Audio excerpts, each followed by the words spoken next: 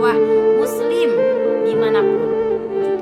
Nah, hadis ini mengingatkan bahwa kita sebagai generasi muslim, sebagai orang yang muslim, kita ada peranan untuk menyampaikan suatu ajaran atau suatu ilmu-ilmu, kajian-kajian kebaikan, ilmu-ilmu kebaikan, dalam artian kita berdakwah itu kita ada peran. Kita sebagai generasi muslim, kita dianjurkan untuk melakukan atau menyebarkan kemanfaatan. Dakwah bukan hanya tugas para ustadz, para kiai ataupun para pendakwah profesional lainnya, tetapi kita sebagai orang muslim yang sudah memiliki ilmu atau sudah belajar ilmu, maka kita sudah mempunyai rasa tanggung jawab untuk menyampaikan suatu ilmu tersebut. Sekecil apapun ilmu yang kita sebarkan, yang kita ajarkan, itu akan tetap bernilai di sisi Allah Subhanahu wa taala. Nah, di sini juga kecil apapun kebaikan yang kita sebarkan, walau hanya satu ayat dan dapat membawa perubahan besar, maka akan mendapatkan pahala di sisi Allah Subhanahu wa taala. Rasulullah sallallahu alaihi wasallam bersabda, "Haddatsana Muhammad bin Yahya, haddatsana Muhammad bin Yusuf an Ibnu Sauban wa Abdurrahman bin Sabit bin Sauban an Hasan bin Atiyah an Abi Hafsah bin As-Saluli an Abdullah bin Umar wa hadisu an Bani Israil wala haraja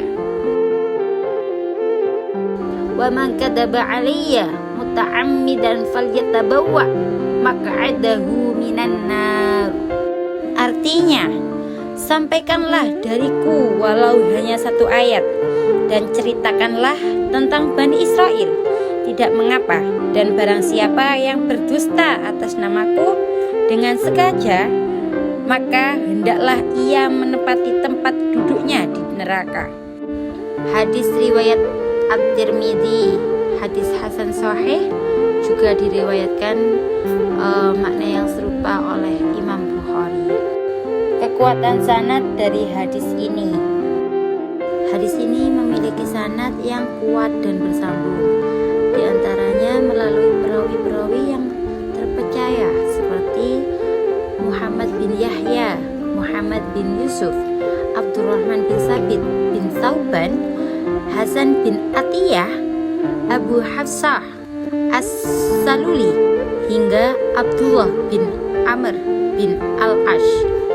Keberadaan sanad yang terpercaya menunjukkan bahwa hadis ini valid dan dapat dijadikan pedoman bagi umat Islam karena sanadnya bersambung dan jelas. Analisis matan hadis. Isi hadis ini mengandung beberapa pesan penting. Yang pertama, perintah menyampaikan sebuah ilmu meskipun hanya satu ayat. Kedua, boleh menceritakan kisah Bani Israel selama tidak bertentangan dengan syariat ajaran Islam. Ketiga, larangan keras berdusta atas nama Rasulullah SAW karena itu termasuk dosa yang besar.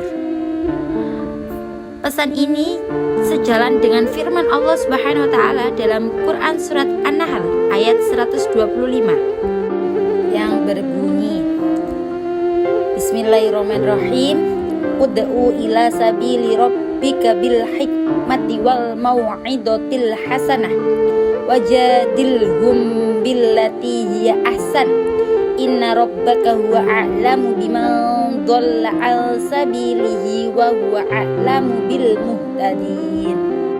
Artinya, serulah manusia kepada jalan Tuhanmu dengan hikmah dan pelajaran yang baik.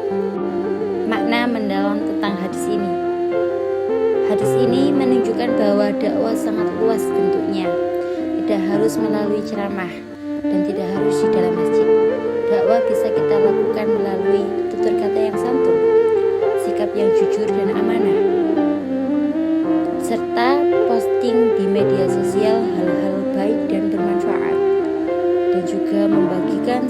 pengetahuan kecil yang bisa bermanfaat bagi diri kita sendiri maupun bagi orang lain.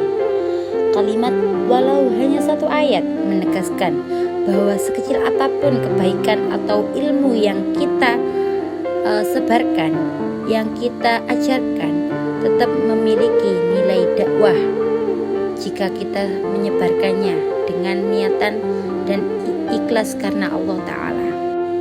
Selanjutnya ada hukum dan kedudukan hadis. Hadis ini berstatus sahih dan sangat kuat dijadikan dasar hukum. Menyampaikan kebaikan adalah kewajiban bagi setiap muslim sesuai kemampuan masing-masing. Namun, kita tidak boleh menyampaikan sesuatu yang tidak pasti kebenarannya agar kita tidak termasuk orang-orang yang berdusta atas nama Nabi Muhammad SAW. Jadi kesimpulannya kali ini, kita sebagai generasi muslim, seluruh umat muslim itu adalah seorang dai dengan porsi ilmunya masing-masing. Nah, terus kita tidak menunggu menjadi ahli agama untuk menyebarkan sebuah kebaikan. Sebanyak ilmu yang kita punyai itu tidak usah menunggu kita menjadi seorang ahli agama, ilmunya banyak, nggak usah menunggu seperti itu. Yang penting nomor satu itu kita niatnya lillahi ta'ala terus. Nah, terus kita juga harus ikhlas, niatnya juga harus ikhlas lillahi ta'ala begitu. Nah, yang terpenting itu, dan juga jangan lupa untuk kejujuran dalam kita menyampaikan suatu kebaikan tersebut. Nah, terus dengan menyampaikan suatu kebenaran, sekecil apapun kita menyebarkan suatu kebenaran dan kita menyebarkan ilmu-ilmu yang kita ketahui, sekecil apapun ilmu yang kita sebarkan, maka di situ akan terdapat suatu pahala di dalamnya. Begitu. Sekian dari saya. Apabila ada tutur kata yang kurang berkenan di hati hadirin semua, dan semoga pembahasan kali ini dapat bermanfaat bagi kita semua. Dan jangan lupa untuk